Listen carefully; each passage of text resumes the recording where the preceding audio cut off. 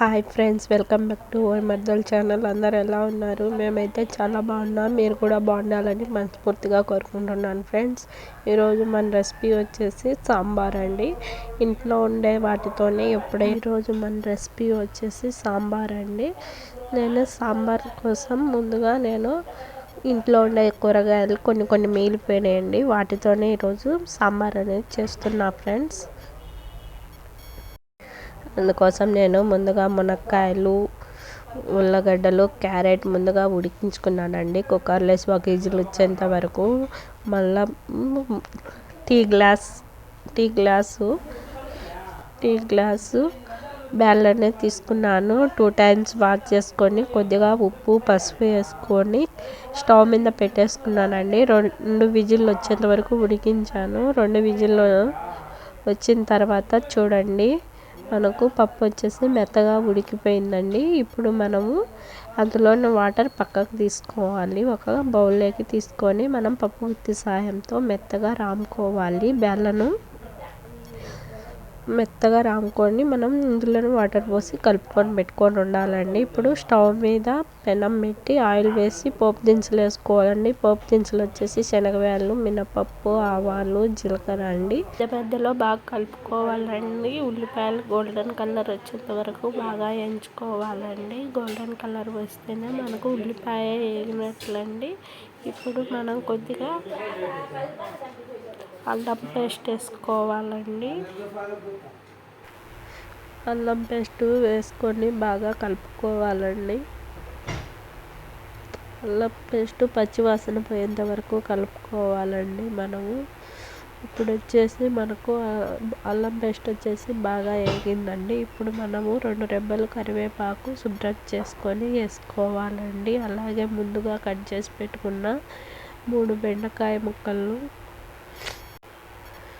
ముక్కలుగా కట్ చేసుకొని వేసుకోవాలండి. అలాగే 2 మీడియం సైజ్ టమాటాలు తీసుకొని నిలువుగా కట్ చేసుకోవాలండి. అవి నిలువుగా కట్ చేసుకున్న ముక్కలను ఇప్పుడు మనము ఇందులో వేసుకోవాలండి. బాగా వేసుకున్న తర్వాత మనము కొద్దిగా పసుపు, ఉప్పు వేసుకొని బాగా కలుపుకోవాలండి. వేసుకొని మనం బాగా కలుపుకోవాలండి. కలుపుకున్న తర్వాత మనము మంట వచ్చేసి సిమ్లో పెట్టుకొని మనం మూత పెట్టేసుకొని 2 మినిట్స్ వరకు బాగా మగ్గనివ్వాలండి. మనకు మగ్గినప్పుడు ఇలా వస్తుందండి. ఆయిల్ అనేది బాగా ఇంక్రీజ్ అవుతుంది చూడండి. మనకు మగ్గిపోయినప్పుడు ఇలా వస్తాయండి బాగా. అప్పుడు మన టేస్ట్కి తగినంత మనము కారం పొడి వేసుకోవాలండి. నేనైతే 1 టేబుల్ స్పూన్ వేసుకున్నానండి. వేసుకొని బాగా కలుపుకున్నాను.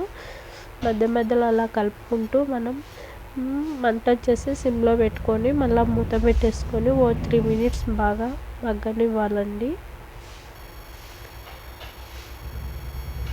3 మినిట్స్ తర్వాత మనం చూసినట్లయితే బాగా మగ్గిపోయిందండి. ఇప్పుడు ముందుగా కలిపి పెట్టుకున్న మనము పప్పు అనేది ఇందులో వేసుకోవాలండి. 1 గ్లాస్ వాటర్ కూడా వేసుకోవాలండి. వేసుకొని బాగా కలుపుకోవాలండి. కలుపుకున్నాక మనము 3 మినిట్స్ అండి మూత పెట్టేసుకొని మంట హై ఫ్లేమ్లో పెట్టి బాగా ఉడకనివ్వాలండి. ఉడికిన తర్వాత మూత తీసి మనము ముందుగా ఉడికించుకున్న మునక్కాయలు, క్యారెటు, ఆలు వీటన్నిటిని వేసుకోవాలండి. మనం ఇంట్లో ఏమున్నా వేసుకోవచ్చండి. ముల్లంగి ఇలాంటివి ఏవైనా వేసుకోవచ్చండి. నేను మీడియం సైజు ఆనియన్ అనేది కట్ చేసి పెట్టుకున్నానండి. ఇప్పుడు వేసానండి. వేసుకొని మనం 3 మినిట్స్ మూత పెట్టుకొని ఉడికించుకోవాలండి. మీడియం ఫ్లేమ్లో ఉడికించిన తర్వాత మనం మూత తీసి చూసుకున్నట్లయితే మనకు బాగా ఉడికిపోతుందండి. ఇప్పుడు మనం సాంబార్ పౌడర్ ఇందులో వేసుకోవాలండి. సాంబార్ పౌడర్ వేసుకొని కొద్దిగా టేస్ట్కి తగినంత సాల్ట్ వేసుకోవాలండి. వేసుకొని బాగా కలుపుకోవాలండి. కలుపుకొని మనం 2 మినిట్స్ అండి మూత పెట్టేసి సిమ్లో బాగా ఉడికించాలండి. ఉడికించిన తర్వాత మనకైతే కూర అనేది రెడీ అయిపోయిందండి. ఇంకా మనము కొత్తిమీర, కరివేపాకు సన్నగా కట్ చేసుకొని వేసుకోవడమండి. ఇప్పుడు వేడి వేడి సాంబార్ మనకు రెడీ అయిపోయింది. ఇడ్లీ లేకైనా రైస్ లేకైనా సూపర్ టేస్టీగా ఉంటుందండి. వీడియో మీ అందరికీ నచ్చింది అనుకుంటున్నా ఫ్రెండ్స్. నచ్చినట్లయితే ప్లీజ్ లైక్ చేయండి, షేర్ చేయండి, కామెంట్ చేయండి. మర్చిపోకుండా సబ్స్క్రైబ్ చేసుకోండి ఫ్రెండ్స్.